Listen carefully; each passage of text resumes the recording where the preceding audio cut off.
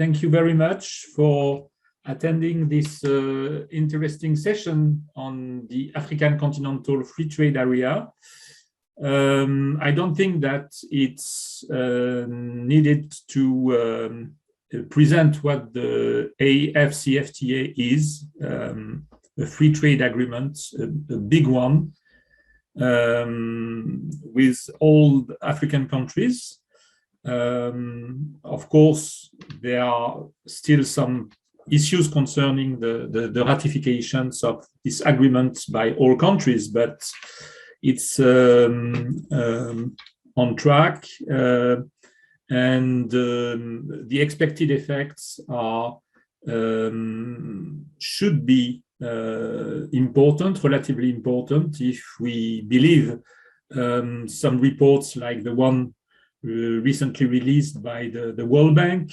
We did our own estimation on the IFPRI side, and we think that this could be an important way of increasing economic growth and development in Africa.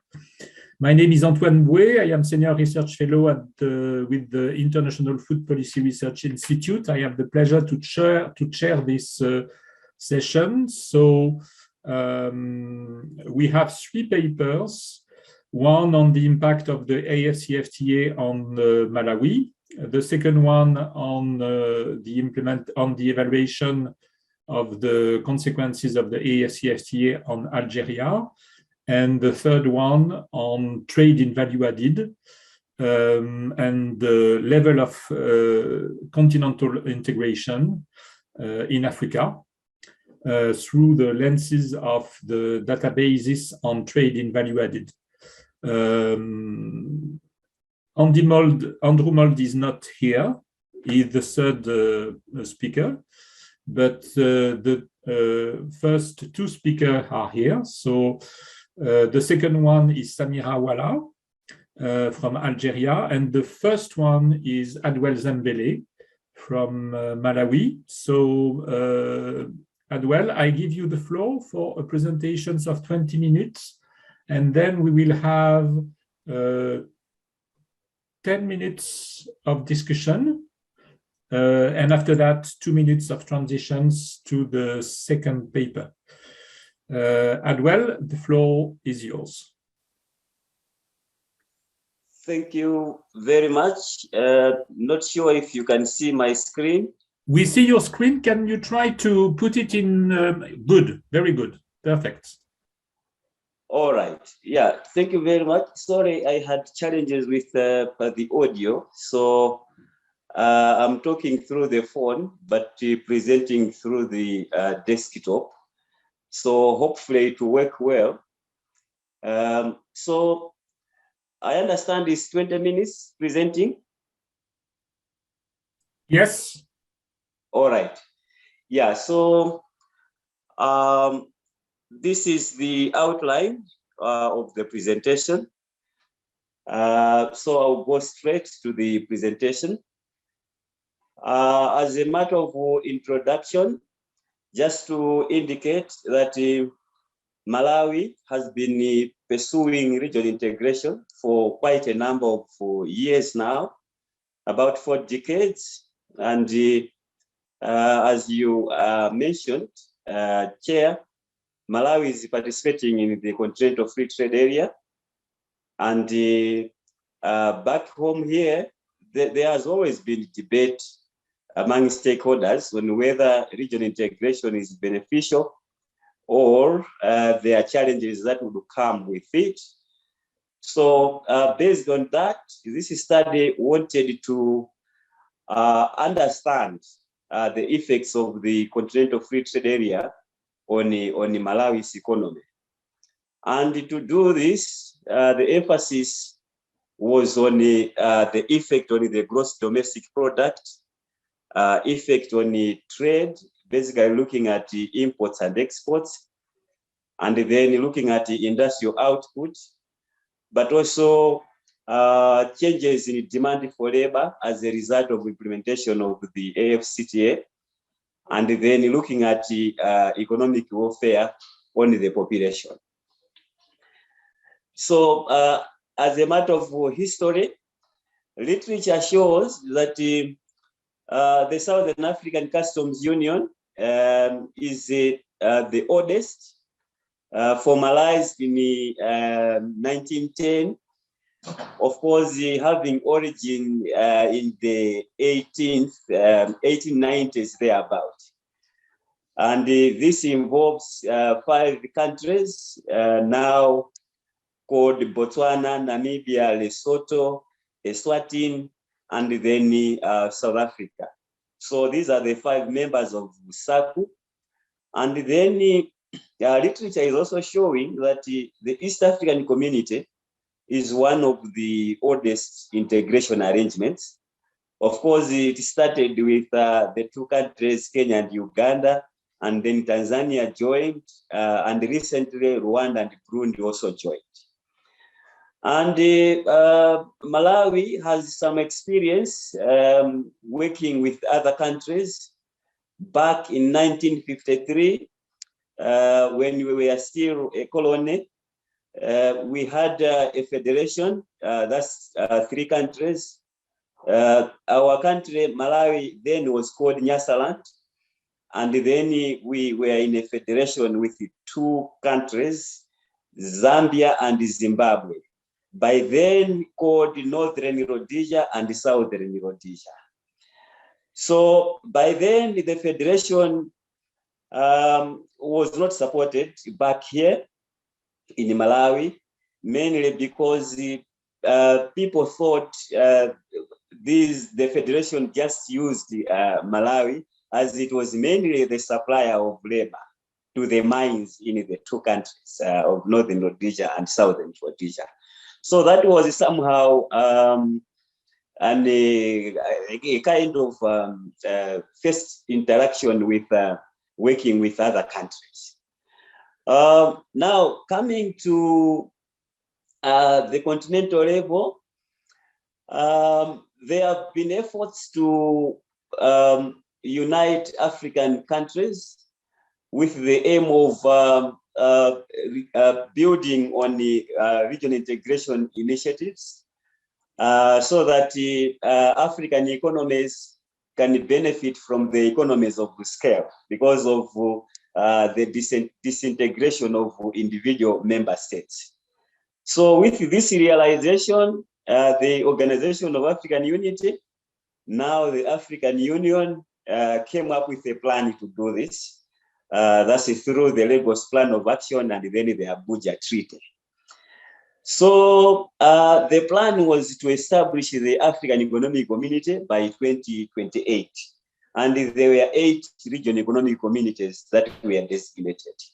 And these are the communities. I will not mention each one of them, but there are 8 of them.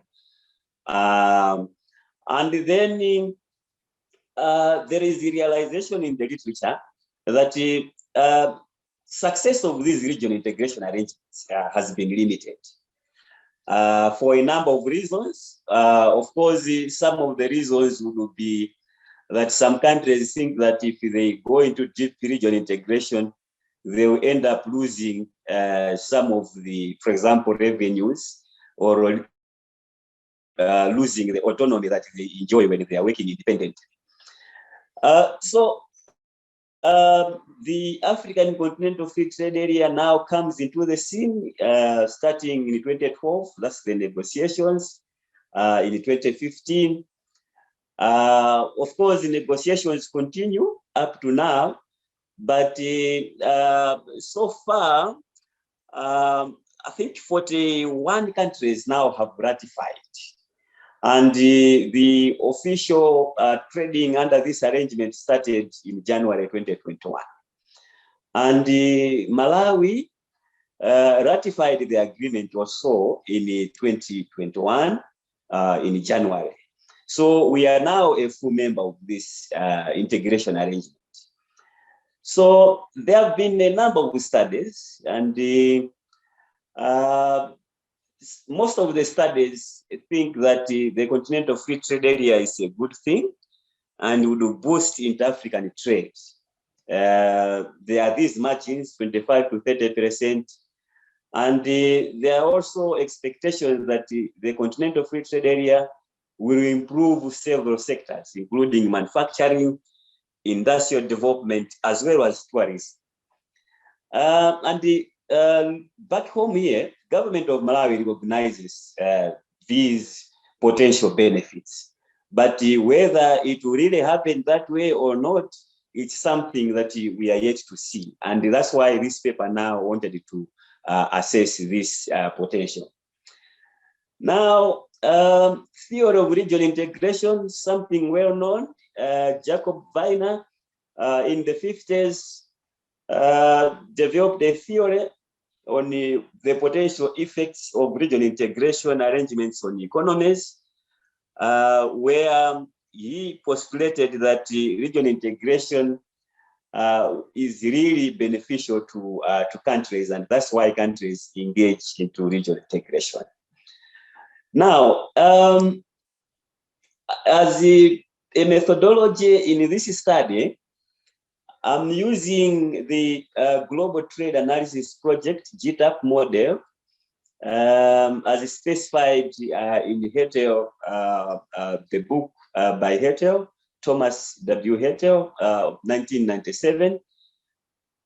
This model was chosen on account of its ability to capture the economy-wide effects. And this is according to He and Tang in the publication of 2018. And the study used the GTAP 10 database with the 2014 as the base. And to complement this data, I also used the market access offer that Malawi has made during the ratification process. But also I used the Malawi Revenue Authority, that's MRA 2014 tariff data. This was done to check if the base tariffs in the GTAP database are the same as the tariffs that were attainable in Malawi when the baseline was being developed, when the database was being developed. So this was done to ensure that I am moving from the correct base using Malawi's data. And since I'm using both, I'm simulating both the tariff and the non-tariff tariff measure liberalization, I use the UNCTAD non-tariff devaluing tariff equivalents of UNCTAD, that's 2015 data. And the data was aggregated into 6 sectors, namely agriculture, mining, that's the extraction, processed foods, light manufacturing, heavy manufacturing, and services. Simulation scenarios, I performed basically 3 scenarios looking at the 2021 commitments that Malawi has made, and then 2027, then 2034 scenarios. Let me indicate that I have used the static model of GTAP. So this study is looking at the short-term effects of the Continental Free Trade Area on Malawi. So the scenarios are reflecting the commitments that Malawi has made. And there is a recognition in the paper that under the AfCFTA, countries have agreed to liberalize both tariffs and non-tariff measures. And then this study in that regard analyzes the effects of both tariff and non-tariff measure liberalization. Now, findings of the study. In general, the results show that the African Continental Free Trade Area will improve the key macroeconomic indicators for Malawi. So we see in details, like if you look at the gross domestic product, the changes, so the red there is showing the baseline, that's the 2014. And then the first two is showing what will happen, what would have happened in 2021. And then the middle two are for 2027, and the last two are for 2034. So you can see from that graph that GDP is changing from the baseline. In all the scenarios, there is an improvement. Of course, the improvement is not big, but you can see reaching 2034, the GDP change is much better. What this tells us is that it's likely that with the deeper integration under the Continental Free Trade Area, Malawi will generate more benefits in terms of changes in GDP. So those are the values moving from the baseline to what the value of GDP would be in those respective years. Now, coming to changes in trade, imports and exports. For the first two, or I should say the first three, that's the base. Those are the yellow, these are imports, and the blue are the exports, while the red is the trade balance. So you can see the red is almost like the same in all the years. In other words, that shows that there is likely to be a very small change, or almost the imports and exports are not changing much as we are moving across the years with the deeper integration under the African Continental Free Trade Area. In other words, what Malawi is importing and what Malawi is exporting is not really being affected by the integration process across the years. Now, coming to changes in industrial output, I just want to, if we can see the, if we can see the key there, the gray one is the 2021. Then I hope this is the gold. Yeah, the gold one is the 2027, while the blue one is 2034. So what we can see on the industrial output is that in 2034 is showing major, or I should say big changes. You can see for agriculture, in 2021, it's almost non-existent, almost zero change. But moving to 2027, there is some level of movement, at least an increase. But 2034 is a bigger change.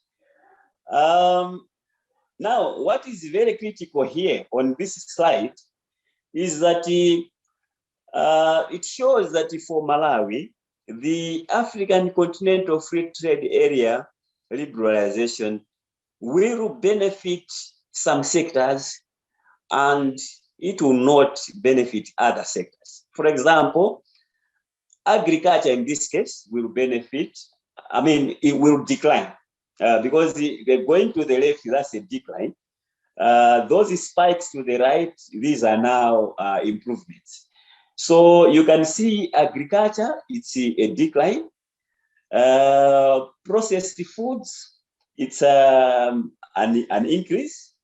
For extraction or mining activities, it's a decline. Light manufacturing is a decline. Heavy manufacturing is a decline. Services is an improvement. Now, this talks a lot about what will happen. And I think this should give an indication to the government because negotiations are still ongoing, to start thinking of what policies to put in place as we are proceeding with deep integration in the African Continental Free Trade Area. The next slide is looking at now the changes in sectoral demand for labor. This is very important for Malawi because in Malawi we have a drive of job creation. And as we are pursuing this policy of job creation in the framework of the African Continental Free Trade Area, it's very interesting to see that the pattern is almost the same as the previous slide, whereby changes in demand for labor in agriculture, for example, there is a decline. But in processed foods, it shows an improvement across the years. So too in extraction is a decline, but also light manufacturing is a decline, heavy manufacturing is the same. And it shows that heavy manufacturing in 2034 will show 2 minutes left. 2 minutes left, Adwell. 2 minutes. Yes, 2 minutes.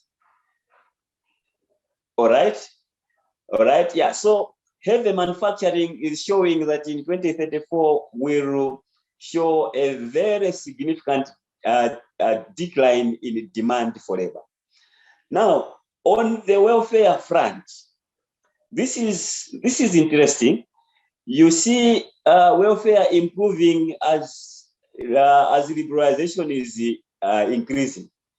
From 2021, an improvement of 25.14 million US dollars, and then in 2027, 82.89, and then 2034, 162.61. So what it means is on the welfare front, the African Continental Free Trade Area is showing that there will be an improvement in the welfare.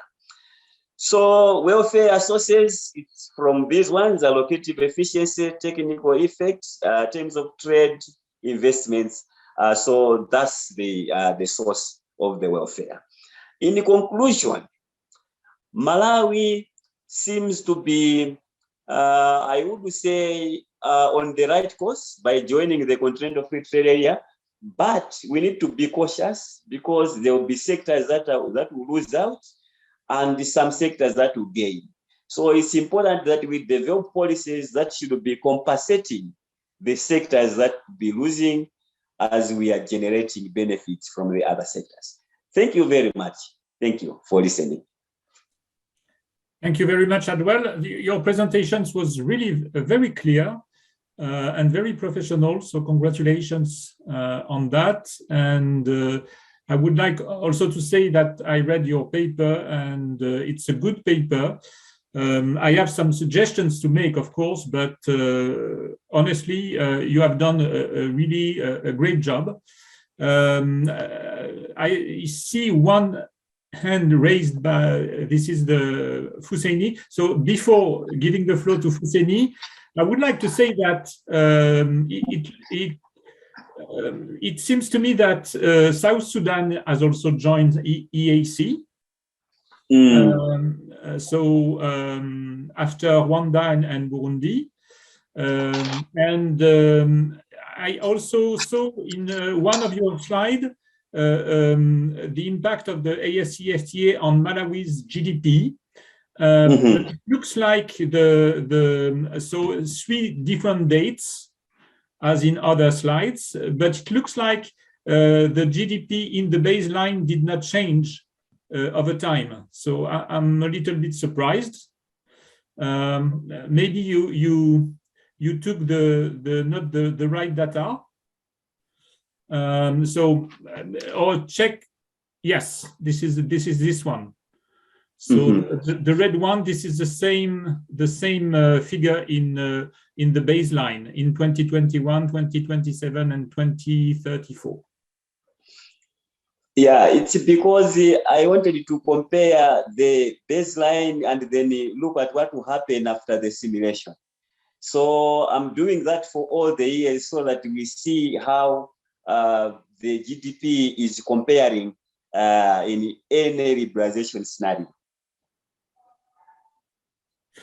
But either you show an evolution of GDP over time in one scenario, or you compare at the same date GDP in the scenario to the GDP in the baseline. But I don't think it's good to combine both effects. And last, you mentioned that trade sold doesn't change, and maybe it's related to the external closure of the model, because I don't think that services are a little bit affected by the reform, but not that very much. So maybe it's due to the trade balance doesn't change because of the external closure.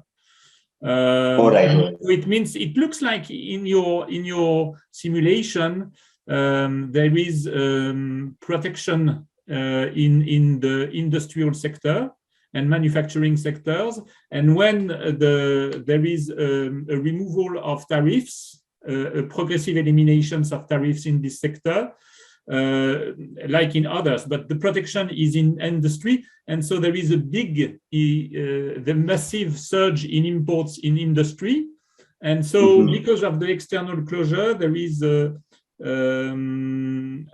gain of competitiveness due to the depreciations of the real exchange rates, which increases the exports of processed food and services. This is my interpretation. I do not know exactly your results, but it looks like you have something like this.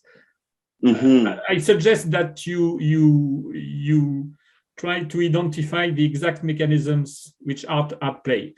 Fousseni, you want to say something? Yes, thank you, Mr. Chairman.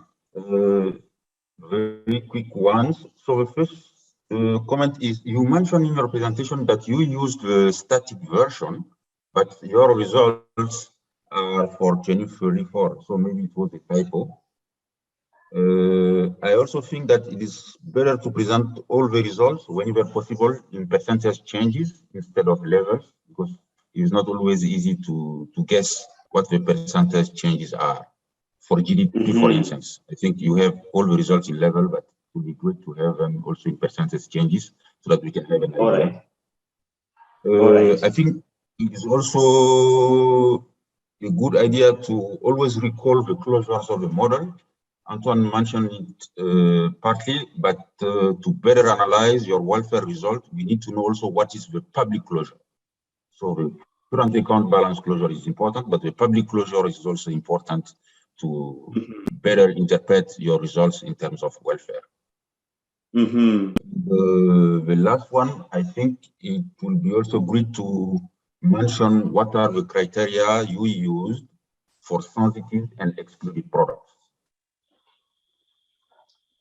Can you come again on the last point? So the last point is about the criteria that you used for the selection of sensitive and excluded products.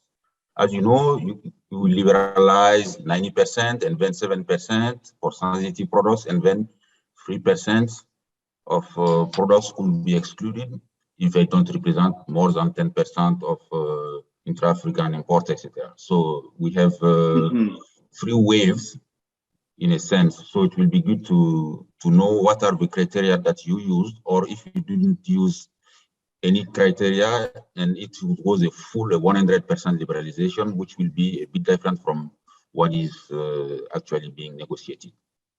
Thank you. So that was a bit long.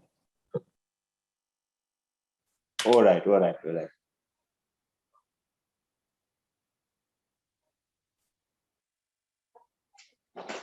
All right. Chair, can I come in, or we take another hand? Yes, please. Yes, please. All right. Yeah, I really thank you for the enriching comments. Yeah, I see. I think I am really presenting the results in the levels, except for some of the slides like the one that you are seeing here. It's showing changes, that's in the percentage terms. But I will consider that, especially on the change in GDP, like this slide, so that maybe we should also see what are the percentage changes. But they are really very small changes. But anyway, it just shows that the integration, of course, the good thing is it's still positive because it's showing that there is growth. So, but I really agree with you. The percentage would really show the magnitude rather than in levels. So I take that one. Only the criteria for liberalization, what I used is the commitments that Malawi has made on the market access offers, the actual offers that Malawi has made to the African Continental Free Trade Area Secretariat as we were doing the ratification. So the country has designated some products as sensitive, and they are being liberalized slowly up to 2034, those sensitive products. But there are also some products that have been excluded from liberalization. And the liberalization is being done in phases. Like 2021, there is a certain level of liberalization. And then there is 2024. So in this study, I just looked at the 3 years. But as I'm proceeding, I will also look at 2024, then 2027, and then there is 2030, and then 2034. So those other years I didn't include in this paper, but as I'm finishing, I will look at all those years so that I see exactly what will happen as Malawi is liberalizing along the years. So okay, that's the criteria that I use. Okay, thank you very much, Adwell. And this is, I think, a great advantage and positive point of your paper. You are using the official Malawi tariff offer. This is very unusual in evaluations because usually researchers do not have access to these offers. But so this is a very good point. But what are you doing in terms of the trading partners of Malawi? How do they select sensitive and excluded products? Yes, that was actually my point. For partners, the criteria for them as well. Can you come again on that question? I mean, you explained that Malawi, concerning the liberalization, tariff liberalization of Malawi, you use the official offer made by Malawi to African trading partners. Now, concerning the trading partners of Malawi, when they eliminate their tariffs, there are some also sensitive product and excluded products. How do you select these products? Yeah, so at the moment, what I have is the data for Malawi only, because that's what we have submitted for us to be ratified or to ratify the agreement. But in terms of the trading partners of Malawi, right now we don't have that data yet, because I think the countries are still submitting and the negotiations are yet to start on the bilateral level at the continental level. Because what will happen is... It means that you eliminate all tariffs?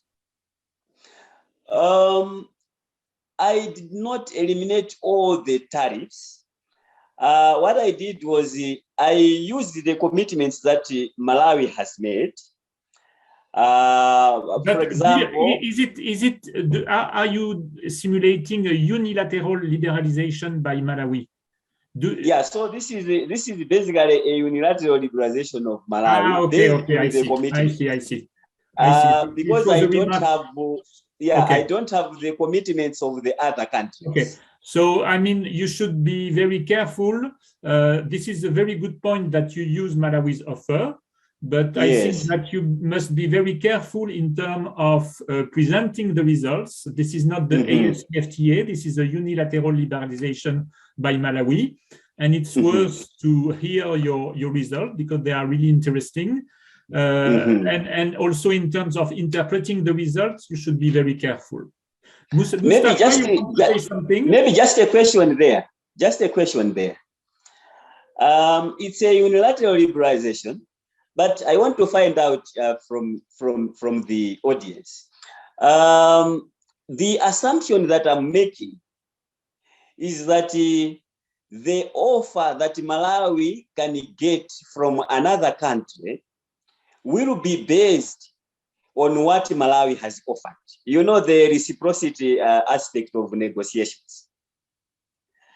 In the absence of data on the commitments of the trading partners, do you think it would make sense to assume that the best or the least you can get is what you are offering? Would that be a plausible assumption? So that you don't really just talk about the unilateral liberalization, but at least you can simulate what would still happen if the other country was to offer the tariff cuts just as you have done. I think Adwell, we must finish because we are done. But and I would like Mustafa to talk, but 2 minutes, 15 seconds for Mustafa. But before that, I would like to say that you must try to simulate the tariff reduction in Malawi's trading partner in Africa.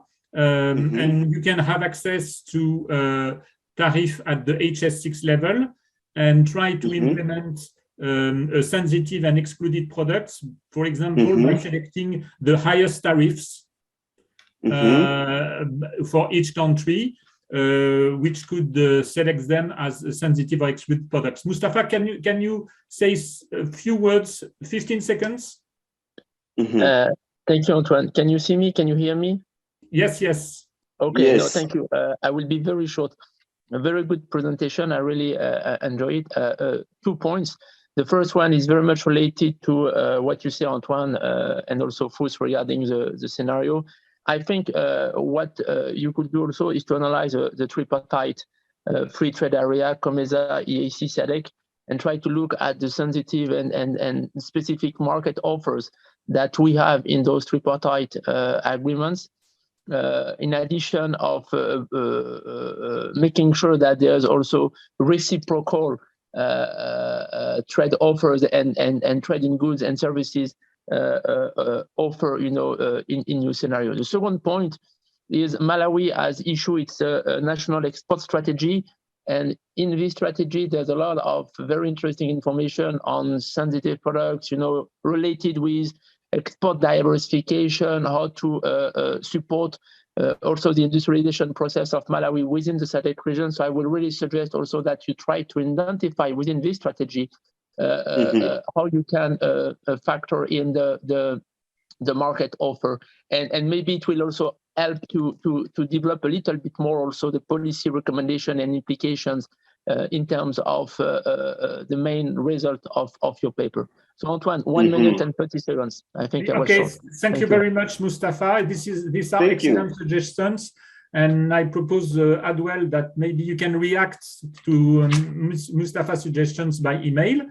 I forgot to say that you are PhD students in University of Malawi and Deputy Director in the Malawi's government. I'm really sorry for that.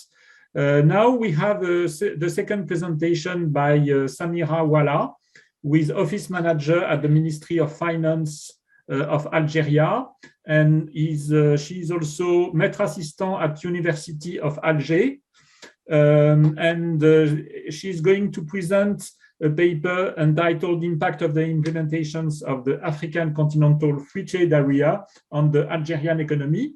Samira, the floor is yours for 20 minutes. Okay, thank you.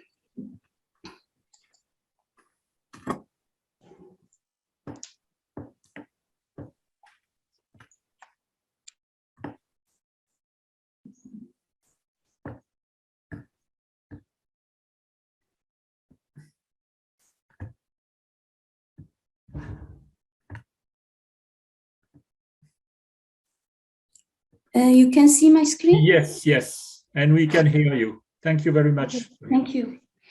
Hello, everyone, and welcome to my presentation. First of all, I would like to thank ECA and GTAP for this opportunity to share our knowledge about the economic modeling applied to trade policy reform in Africa. As you can see my screen, my paper studies the impact of implementation of the African Continental Free Trade Area on the Algerian economy. This paper is a part of a training for the economic modeling applied trade policy reform in Africa by the Institute for Economic Development and Planning. In first, this presentation will follow the Emirate style that I will begin with introduction, then methodology and results and discussion. In July 1819, Algeria ratified the Continental Agreement for the creation of the African Continental Free Trade Area. This agreement will allow the states concerned to benefit from a progressive elimination of tariff barrier over a period of 5 years after its entry into force schedule. In addition, such an agreement will create economic interest through trade opening, the elimination of custom barriers, and the movement of capital. This phase is decisive for the cooperation and the exchange between African states. The region, which is expected to include 55 African countries with a population of more 1.2 billion, and with expected trade between the continent's countries to increase by about 16% years after the region entries into force.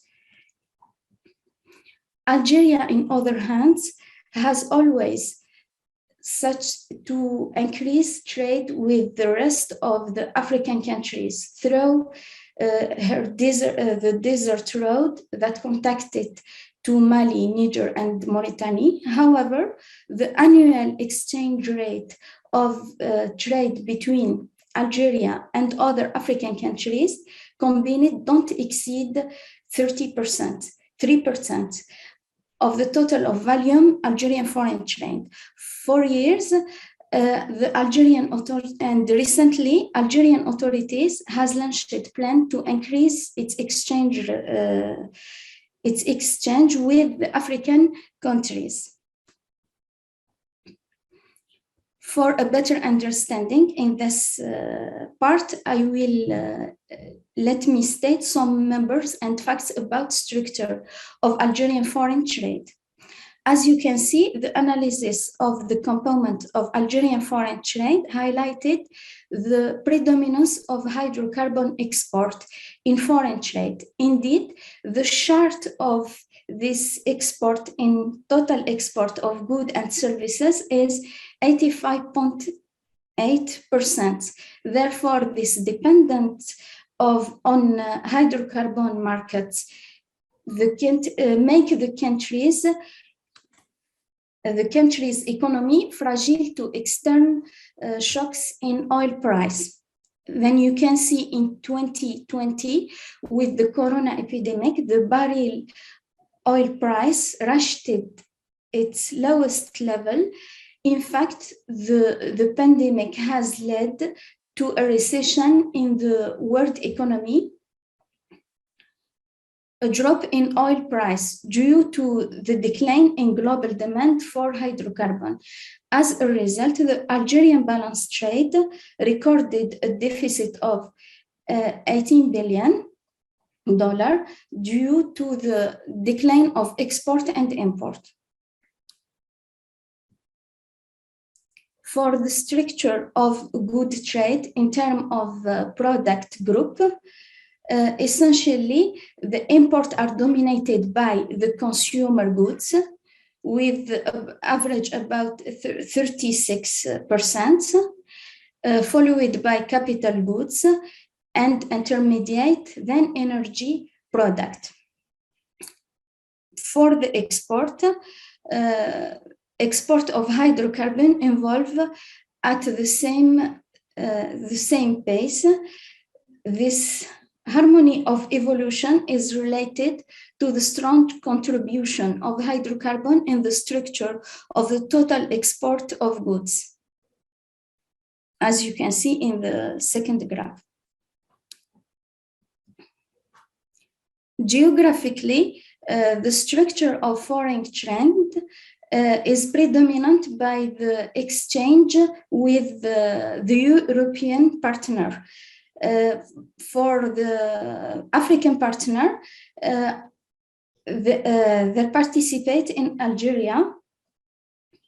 In terms of import, the average part in the period of 2015 and 2020 is just 3%. That is nearly 1.3 billion in import for this region. Similarly, the average part of export to Africa is just 6%, nearly $2 billion in export for Africa. Just the part of the foreign trade with the African countries is very smaller. At this part, the analysis of the foreign trade data of the Algerian economy suggests a very undiversified economy. Hence, the heavy of dependence on hydrocarbon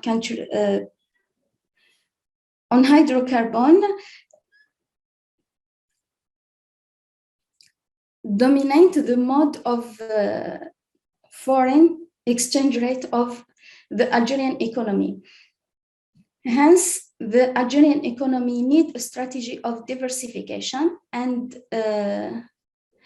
for this, the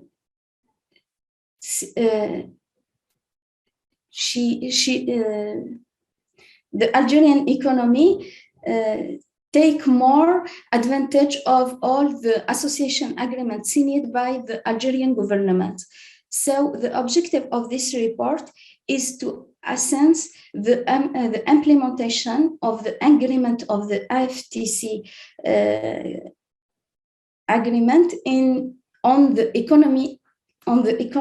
Algerian economy. The paper will examine the impact of this agreement on sector activity, internal and external balance, and welfare household.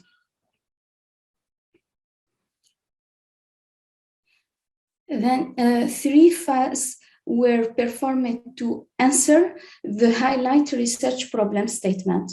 The first phase is based on the construction of a sum of Algerian economy for the years 2018. The purpose of this phase requires as a first steps the collection of statistic information in order to construct a matrix adequate for the modeling of trade policy. This first phase was essentially to design the statistic database needed to design our model.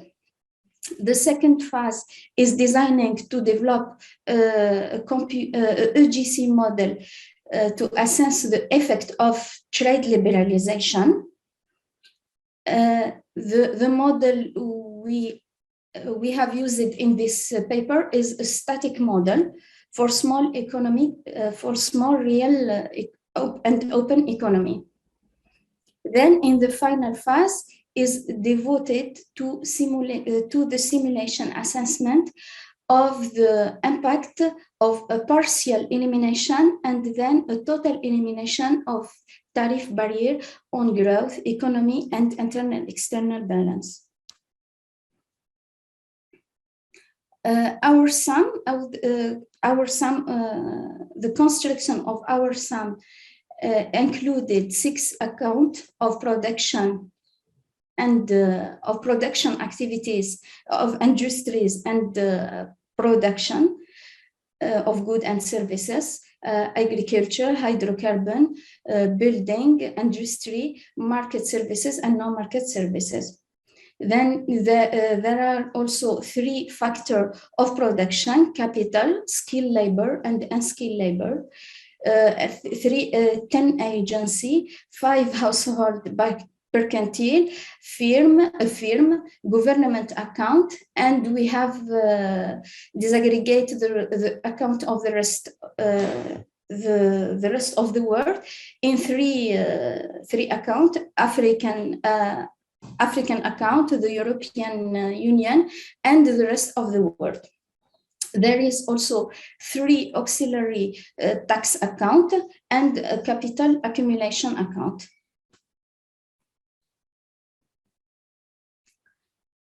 Moreover, the modeling of the impact of the implementation of the AfCFTA on the Algerian economy is based on the PEP model combined with the Antoine Bouët model, CGE model 2020.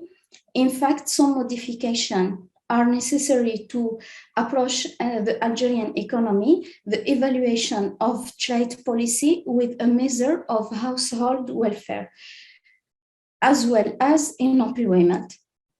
To approach the welfare, we have used 2 measures,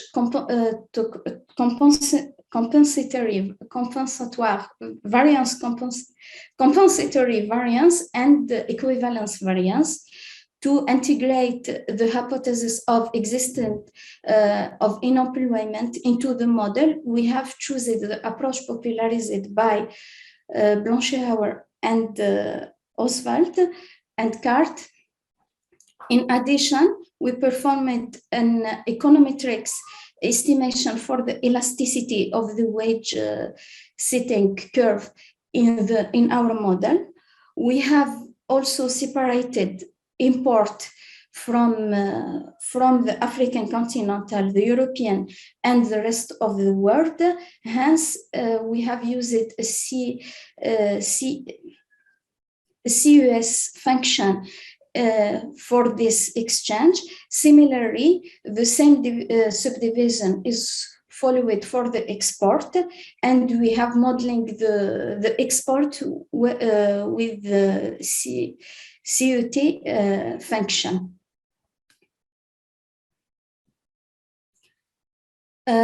We have chosen two scenarios to simulate 2 scenarios. The first scenario simulated is the effect of elimination of the half of the tariff on all import from AfTC country. The second simulation or the second scenario is based to the effect of total abolition of import duties on all import from African AfTC member. The impact of the AfTC, the AfCFTA on the economic growth, as you can see, the result of the simulation on the economic growth is relative to the baseline situation. In both scenarios has almost small impact, and it's very marginal impact, minus 0.01 and minus 0.02% in the second scenario. Samira, you have 5 minutes left. Okay, thank you. Okay, for the impact in foreign trade, we have the degree of openness of the economic according to both scenario compared to the baseline scenario have increased by 0.01% in the first scenario and 0.06% in the second scenario. However, the impact of this liberalization would be more significant for import than for the export. Then, according to the simulation, import will increase with 0.5% in the first scenario and 0.25% in the second scenario. On the other hand, export will increase also, but lower than the import by 0.04% in the first scenario and 0.17% in the second scenario. As regards the impact studies on external trade by geographic area result an increase in import from African countries in the first and second scenario, then an increase in export for the African countries in the two scenarios.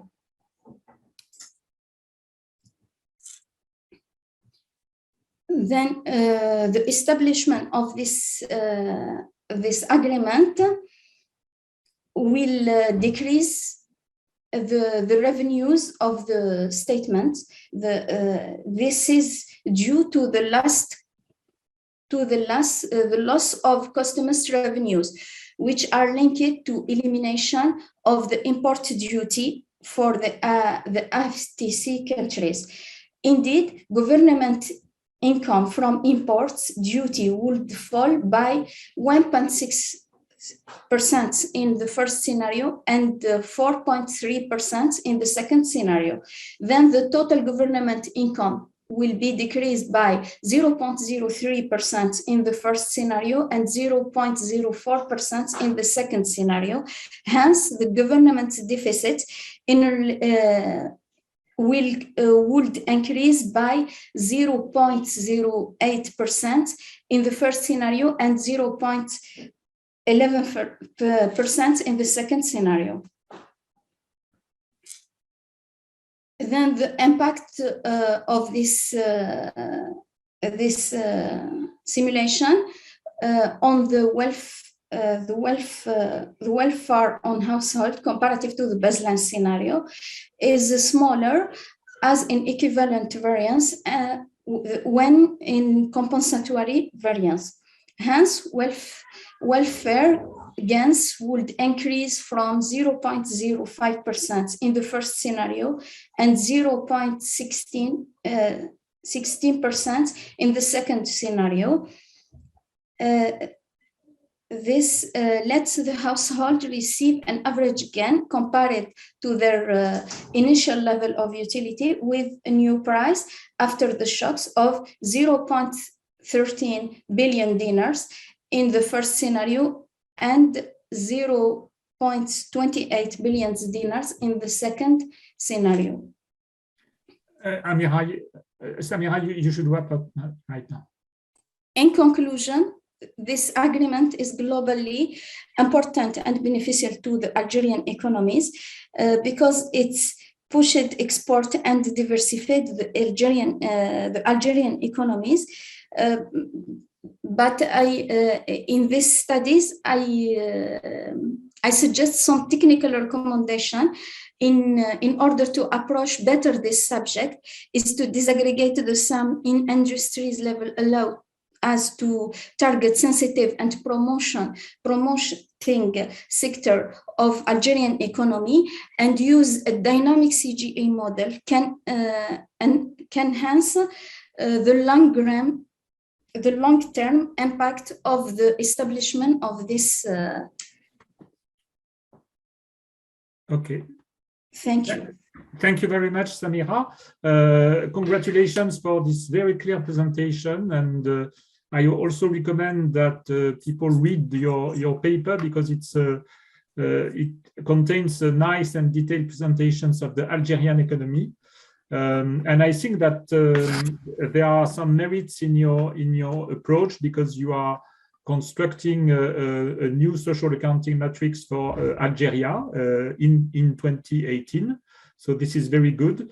And one important idea, I think, is that Algeria needs diversifications of exports. I think this is a very important objective for Algeria today.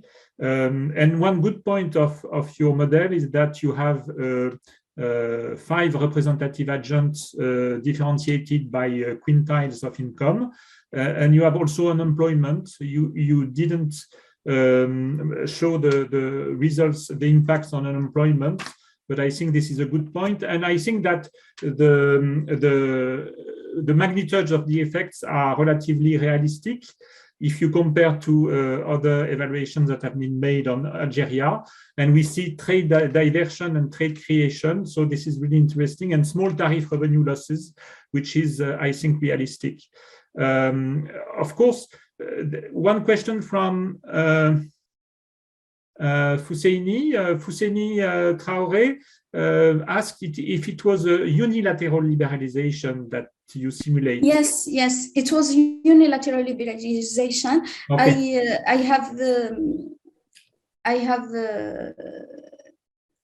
Okay, so I mean, I understand that it's a long-term project, and so you need some time to model everything and to, of course, to collect the data on tariffs. Yes. On tariffs that hurt Algerian economies to Algerian exports to African trading partners. But if you should present it as unilateral liberalization. Okay. Yes. Because it's confusing for people attending your presentation. So I think maybe this is one reproach. And I think that one important also objective that you mentioned in conclusions is the fact that you need some disaggregations of sectors. And, yes. the important reason is that the priority for Algeria is the diversification of exports, and you can only study diversification of exports only if you have more sectors in your social accounting matrix. This is my point of view. Are there questions? Pierre, I give you the floor. Hello, Pierre. Yes, thank you, Antoine.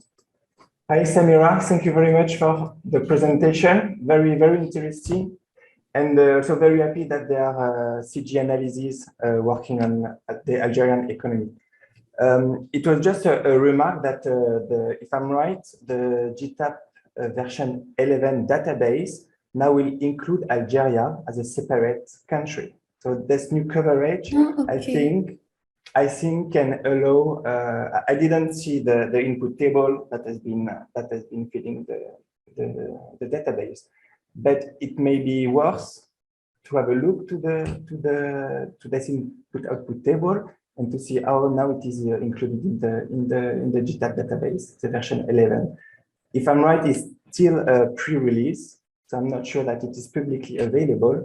But Samira, if you could access to this database and maybe to face your result, and because when Antoine was referring to the need to have further sectors, further trade relations, again, I didn't see how Algeria is now included in the database. That until now it was part of a composite aggregate with Libya and Western Sahara, if I'm right. And I think it opened new way of analysis and again I think Algeria there are not enough work on CG analysis with Algeria. So I think it could be useful to deepen your work. But otherwise, thank you very much. It was a very interesting presentation. Thank you, Samira. Okay, thank you. Thank you. Thank you, Pierre. I think this is a very good suggestions. And of course, you can check also how the quality of the data coming from the GTAP database concerning the Algeria's economy. If you compare this data to your data and maybe to try to improve this data, you should not hesitate to formulate some recommendations to the GTAP center if you see that there is some mistakes or maybe some low quality figures. I mean, they will be very open-minded if you give them some recommendation. And I think this is the priority for you. Samira, I have one question. I think that one concern of Algeria is its hyper specializations in hydrocarbon exports, because it generates maybe a Dutch disease, which may explain the uncompetitiveness of other sectors of the Algerian economy. It also implies some fluctuations in the current account, in the trade balance, and also the management of the exchange rate is very complicated in Algeria, because I think that there is a managed floating of the exchange rate, and so the evolutions of the reserves in currencies is a very important issue. So I would like to know if today the Algerian dinar is overvalued in real terms, or is it okay? It looks like the inflation rate has decreased a lot as compared to, for example, Europe, and there was a depreciation of the nominal exchange rate. So today, is the Algerian dinar overvalued or undervalued? Do you have something on this? Is in order of $142.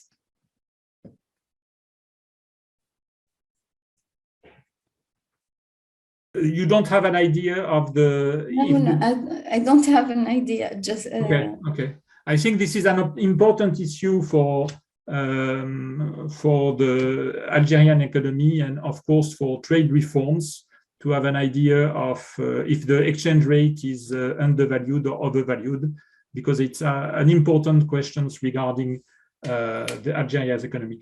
So thank you very much. I think other questions maybe in the public? No? Okay, so thank you very much, Samira. Thank you for you. Thank you very much. Thank you for all. And we can start now with the third speaker, with Andrew Mould. Andrew, hi, Andrew. Good afternoon, Antoine. Good afternoon, colleagues. Andrew Mould is acting director of the Sub-Regional Office for Eastern Africa at the United Nations. That's old, Antoine. Oh, you should update your Chief your of profile. Regional Integration. Yes, okay. Oh, so in the GTAP thing, that's true. Yes, probably. yes. Yeah. Apologies, yeah. I'm the chief of the Regional Integration and AfCFTA cluster here in the office. Okay. So thank you very much. And you are going to present a paper which is entitled "What Trade in Value-Added Databases Tell Us About Continental Integration and What It Means for the AfCFTA." Andrew, the floor is yours.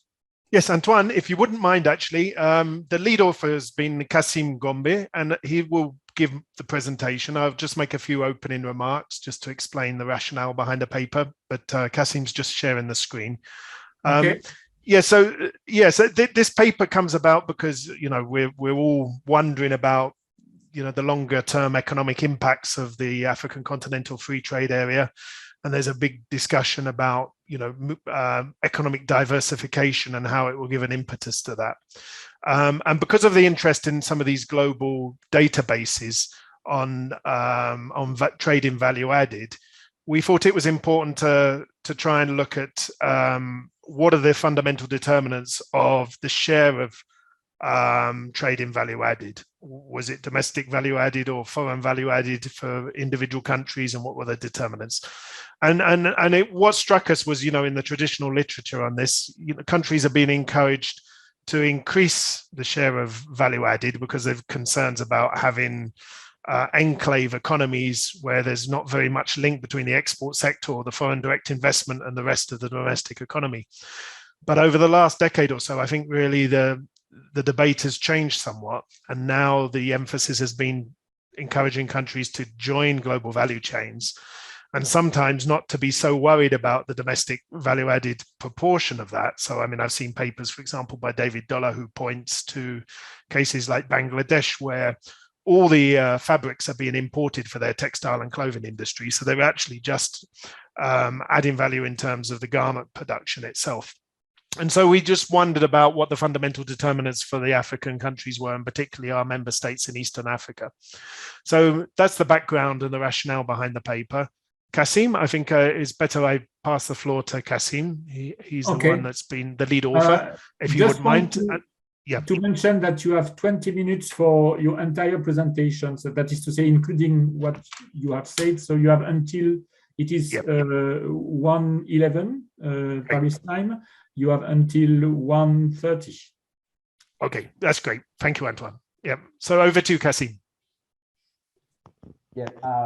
Thank you, Andrew, and thank you, session chair, for the opportunity to present this paper. So, as already discussed by Andrew, so we want to look at the determinants of domestic value added, and propose, and see what exactly matters for countries to add value domestically, and does it matter to focus on domestic value added or exports?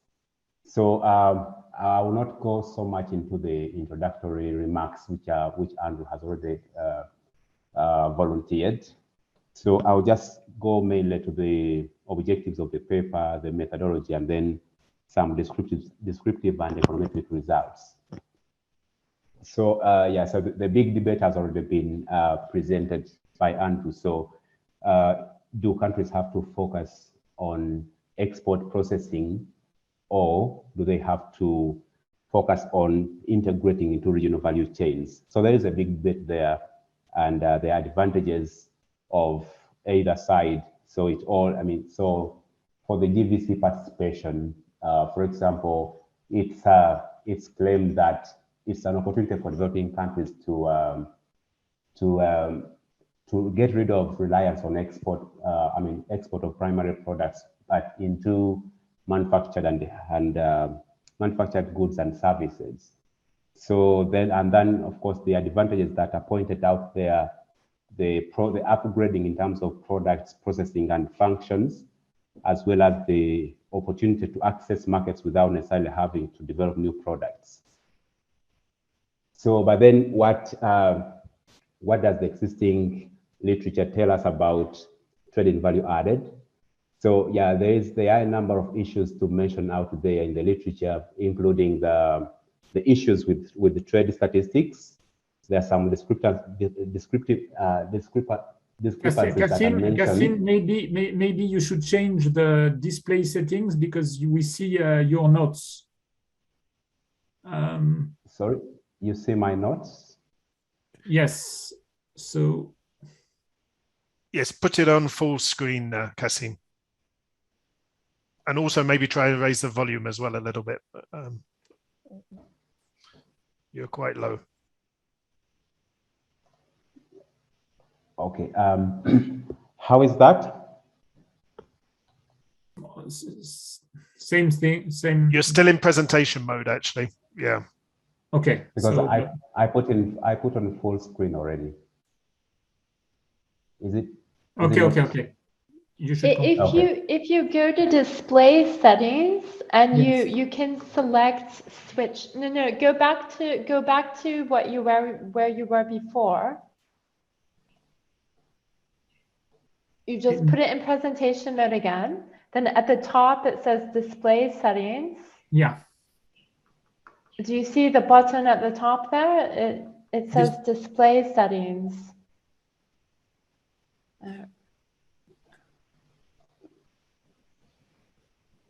I just put on full screen presentation mode. I don't know. Yes, and above the screen. So right now, you select full screen. Yeah. And then at the top, you have display settings. Unfortunately, I don't have that display settings when it's in full screen mode. The PowerPoint is full screen mode. Okay, okay, because you are in full screen yourself. Okay, I recommend that you continue. Full screen, okay. and that's it. That's it. Okay, so yes, I was mentioning the discrepancies that are in the literature. I mean, in the trade statistics, as well as the double counting that has been mentioned to amount to almost 25% in some cases. So those are serious issues to consider with trade statistics. And another pattern in the literature that emerges is that external sector performance has been taken as a major indicator of economic growth. But then there's emerging discussion whether value addition could become actually more important than just rather shares of exports and imports in GDP. So the value addition has been presented recently as a way of countries to actually reduce dependence on exports of primary products, as I already mentioned. But then amidst all that, the participation of African countries in global value chains remains quite low.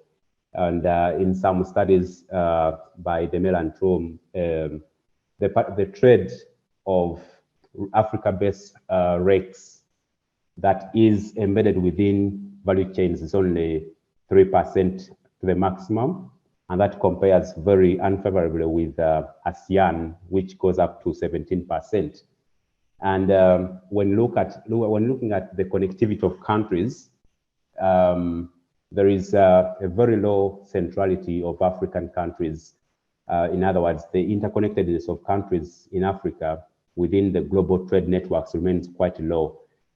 It's just less than 50% of the connectedness or the centrality of those of the emerging and developing countries. So then that brings the question of what exactly determines value addition, and of course the associated global value chain participation. So we attempt to answer this question by analyzing the determinants of domestic value addition, foreign value addition, and the other four measures of value addition and global value chain participation, as I'll be showing in the next slides. Our main objective is to ascertain the determinants, but also to make some implications about the AfCFTA. In other words, how can value addition be leveraged by countries in order to benefit from the opportunities created by the AfCFTA? So the contribution we are making is the fact that most of the studies on domestic value added is actually on developed countries, and Africa is quite less represented in the literature. Part of the reason is the issue with the databases which have largely concentrated on developed countries. So by examining determinants in Africa, we are adding more to we are trying to explore what we already know, add to what we already know in Africa, and see whether we can bring out new information on how countries can benefit from AfCFTA, partly through adding value to their exports. So going briefly through the existing descriptives we have, so we show that value addition differs very greatly by resource endowment levels of the country. So following the IMF classification of resource endowments, we find that domestic value addition is lowest among landlocked countries that are also non-resource intensive. and it is highest among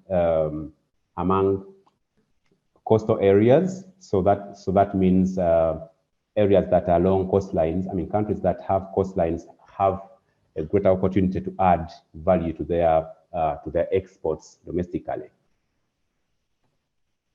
And just further descriptives on the differences in value addition by country.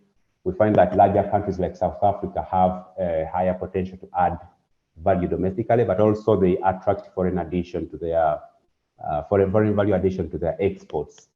And then we also have some oil exporting countries like Nigeria, which are also having high values added domestically.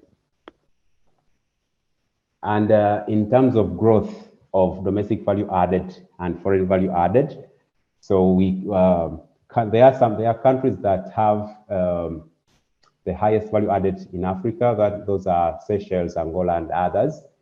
And the patterns are that for large countries like Tanzania, the value addition locally is actually as low as, I mean, the growth is as low as 1.1%.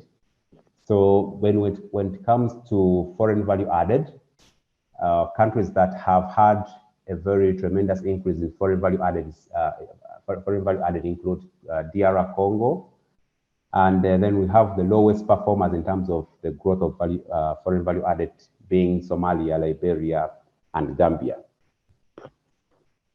And zooming into Eastern Africa, we find that there are differences in the ratios of domestic and foreign value added in the total value addition in a country's exports, where countries like South Sudan have a very high share of foreign value added, and less is added domestically. Just 37% is added domestically, and the balance is added by the balance is added by foreign countries.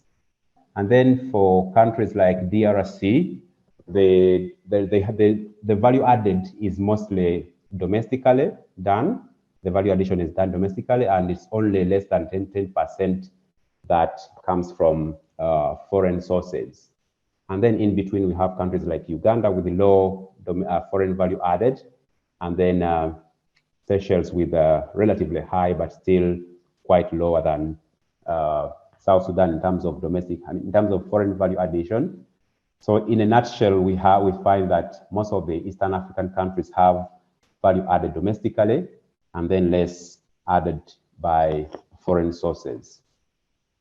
And in terms of the sectors which with the highest value added, so most of them are manufacturing or industry sectors. So the manufacture of transport equipment, other manufacturing products, and then electrical, textiles. So those are the ones with the highest foreign value added as a share of total value added of the country. And then that's followed by the service sector, where maintenance and repair, transport, and hotels have relatively high value added by foreign sources. And then, not surprising, agriculture has the lowest value addition that comes from foreign sources. So basically, that's of course depending on the nature of the sector. Most of the addition that happens, first of all, the addition is very low, but also what is added is mostly done domestically. And then another aspect of the descriptive that I wanted to point out is the converse expectation, where we find that low tariffs lead to higher domestic value addition. So ideally what would be expected is that with the low tariffs, we would expect low domestic value addition, but we actually find that when taxes are low, or tariff rates are low, then domestic value addition becomes high. So there are a number of explanations to that. Much as we would expect tariffs to lead to higher foreign value addition, we actually find higher domestic value addition. So perhaps that would be in terms of access to intermediate inputs and technology that are in turn used to add value through domestic processing of exports. And then moving to the econometric specification, as I mentioned, we are looking at domestic value added, but we're also looking into foreign value added as an additional measure of value addition. So we look at the log transformed values of the 4 measures of value addition, as I will be indicating in the results. So on the left-hand side, we have the log of value addition. And then on the right-hand side, we have the factors that we believe to influence value addition, as I mentioned just shortly. So some of the outcome variables that we measure, we have domestic value added, that is the value added by a country within its boundaries. And then we also look at the foreign value added. Then we look at the indirect value added, that which is also a measure of how much of a country's value added is exported as intermediate inputs that are then exported by another country as part of its value added. So that's indirect. And then finally, we have the final measure of global value chain participation, which is the overall engagement of countries in import and export relations globally. So in terms of independent variables, we have a number of macroeconomic indicators like GDP per capita, the share of FDI in GDP, and then we have the average tariff rate, and then private sector credit as a share of GDP. And those are from the World Development Indicators as well as the IMF World Economic Outlook. And then we have governance indicators. Mainly we use the rule of law, and that is adapted from the World Governance Indicators. And then we have the measures of economic size or country size, specifically population from WDI. And we had included a measure of labor productivity from ILO statistics, but there are issues with the variable, and it's not widely used in the paper. So just as an overview of the results that we have. So there are variables that are systematically significant in terms of explaining domestic value addition. And the first one is the tariff rate. So where tariffs are high, domestic value addition is quite low. And as I already mentioned, we hypothesize that high tariffs restrict access to important inputs and technology that would actually be needed to make addition domestically. So the finding is also in line with some of the previous studies, like Asamoah and others in the case of Latin America. And though it has also been argued that the high tariffs actually restrict access to essential inputs, and also the diversity of those inputs and technologies, which in turn limit the capacity of countries to add value domestically. And in terms of level of development, it's also another important aspect when it comes to value addition locally. So GDP per capita as a measure has a systematically significant and positive effect on the value addition of a country, and also for foreign value added. So that's also a finding that has been presented in ALAD and others in the context of Africa.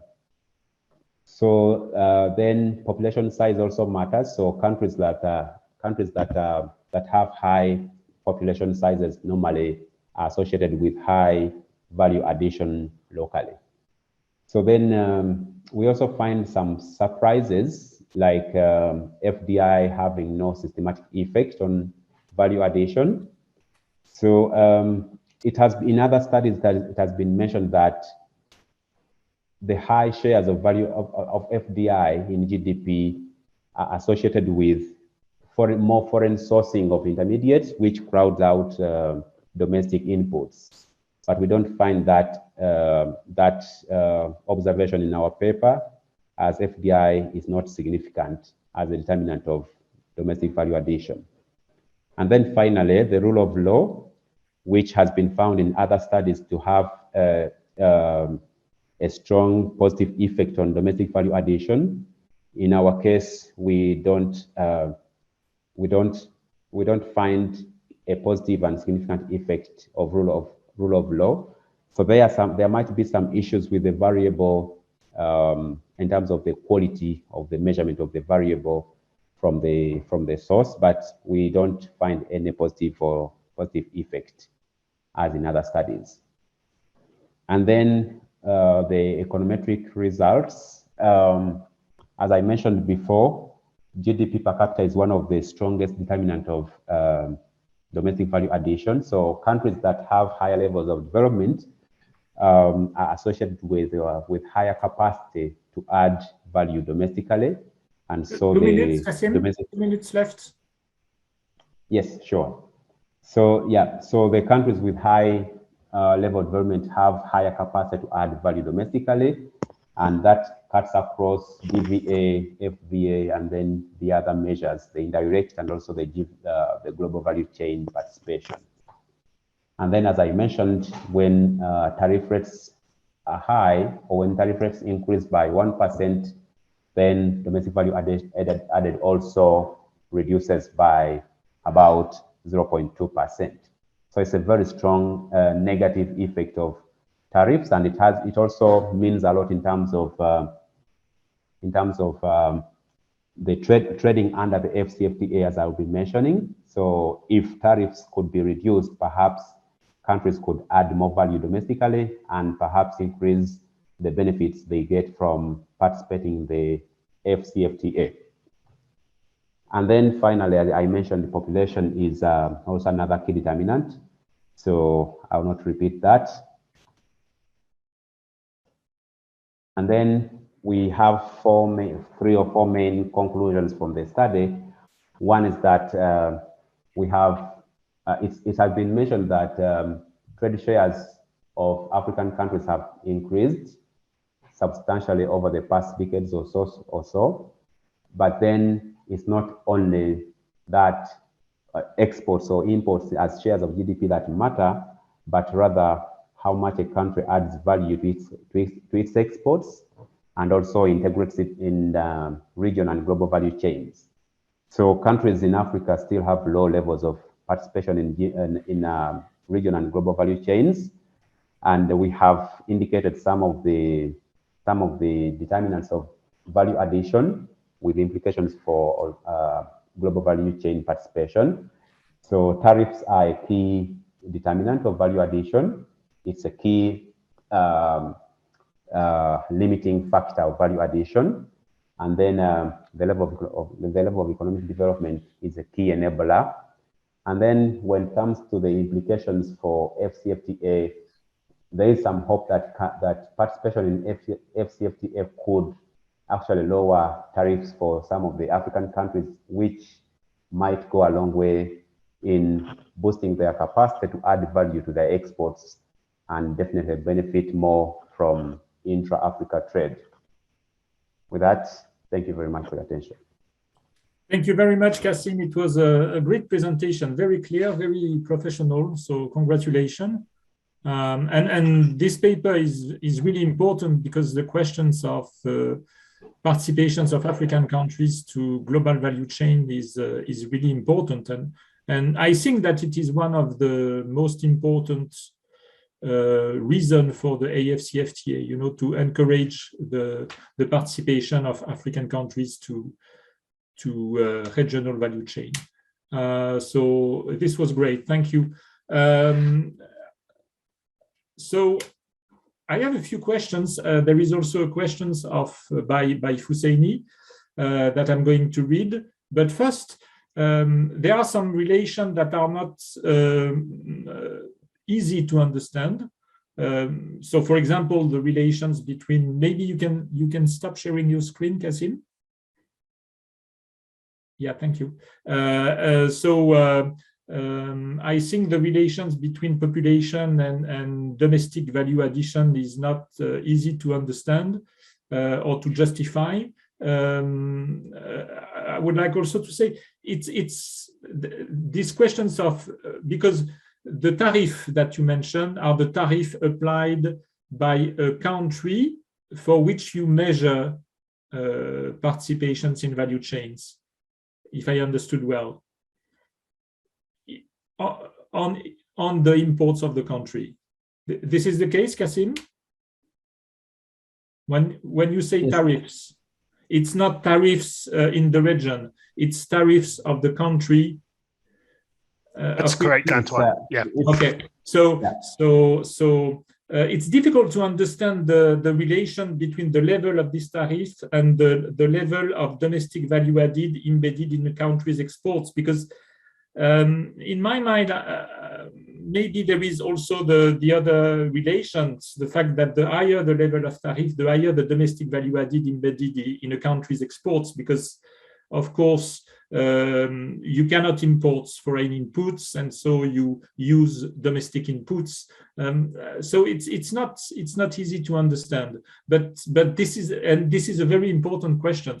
My suggestion maybe is to use not only tariffs applied by a country to explain its participations to global value chains, but also to try to introduce tariff faced by its exports.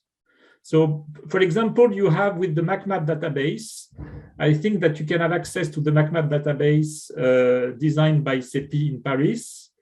And with this database, you can calculate for each country not only the tariff that it applies on its imports, but also the tariff that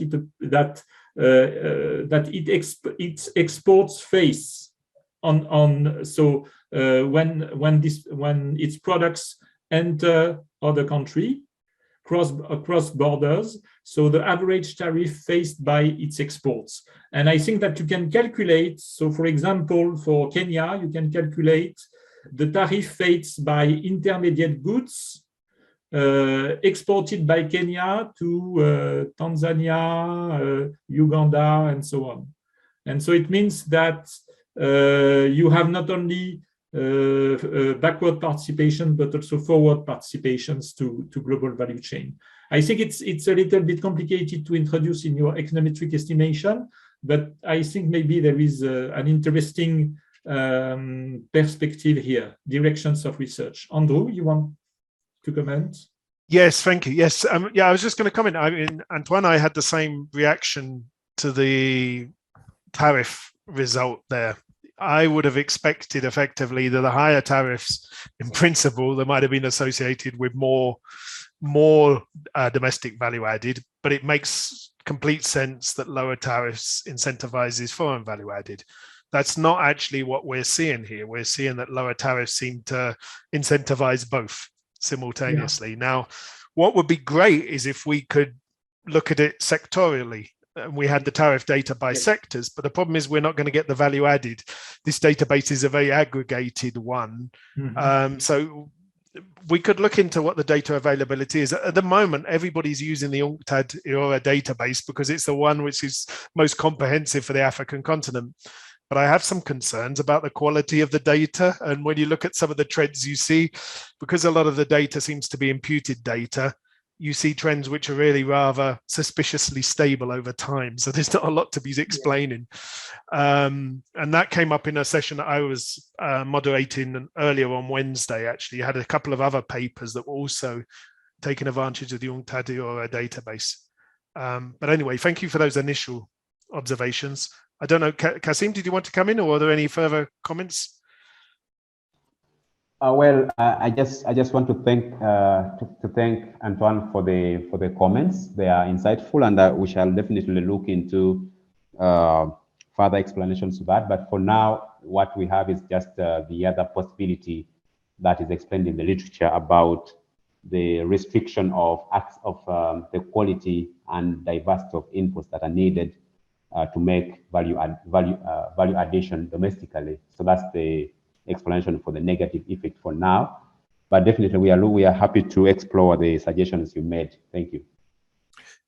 Kasim, there was also the question actually about the stationality, because we're dealing with nearly 3 decades here and unit roots in the variables. So Kasim, the question is, your time dimension is 27 or 28 years. So maybe you can check for stationarity unit root issues. You are working with panel data, so the spurious regression problem is less severe compared to pure time series, but it may be present. It was the questions raised by Fousseni. Kasim, you have the floor. Yes. Thank you, Fousseni, for the observation. So we have going forward, we are going to check for stationarity, and I think we just take the suggestion. Thanks. Okay, good. Okay, I understand. So good suggestion, Fousseni. Thank you very much. Do you intend to, because the costs of trading across borders is really important in the regional value chain, tariffs, but other costs. So you introduce the rule of law in order to capture maybe that, but do you intend to try to introduce other costs like the quality of the trade infrastructure, things like this? Yes, go ahead, Andrew. No, I mean, I was just going to say, we do have the total investment, but we could have had the gross fixed capital formation. I think we experimented with a number of different macro variables, which could perhaps capture to some extent quality of infrastructure. But Kasim, do you want to? Yes, on Antoine, on the question of, do we want to consider, for example, I think you wanted to mean other measures like infrastructure or the quality of infrastructure. I think we have tried it, and it does. I mean, it doesn't have like much meaningful observations, but we are happy to explore further. And also for other governance indicators, yes, we tried rule of law, and it's not so much meaningful in the results so far. So we are also happy to try either political stability or accountability, or any other governance indicators to see whether we find some different results. Kasim, that's not quite accurate, actually. Looking at the regression results that we showed in a number of the regressions, the rule of law was actually negatively related to the degree of value added. But yeah, Antoine, I mean, I think the basic point is this was quite preliminary analysis. We haven't quite taken the econometrics as far as we could. So we're grateful for the suggestions that we've received, but I think we need to fine tune it. But we were just very interested in this fundamental question about, what determines the degree of foreign value added on the continent, and how that, as I said, how that's my remarks at the beginning, how does that square with the traditional advice about countries increasing the degree of domestic value added and integrating more foreign direct investment into the local economy, or stopping export processing zones working as enclaves? So we wanted to look in some of those broader questions and take advantage of this database, but I think we have to fine tune a little bit the analysis and the hypothesis as well. But this is a very important and interesting topic of research. So I encourage you to continue in this direction, because it's really great. I hope that we helped you a little bit during this session. Are there other questions? Okay, so it's 1:45 Paris time, so I think it's time now to close the session. Thank you very much, all of you, the audience, and of course the speakers, for participating in this session, which I think was very lively and interesting. It's a little bit frustrating to have virtual meetings. So I hope that next year we'll have an in-person meeting. And it's good because it will be in my university in Bordeaux. So I hope that I will welcome all of you in a beautiful city for having an in-person meeting. Thank you very much and bye-bye.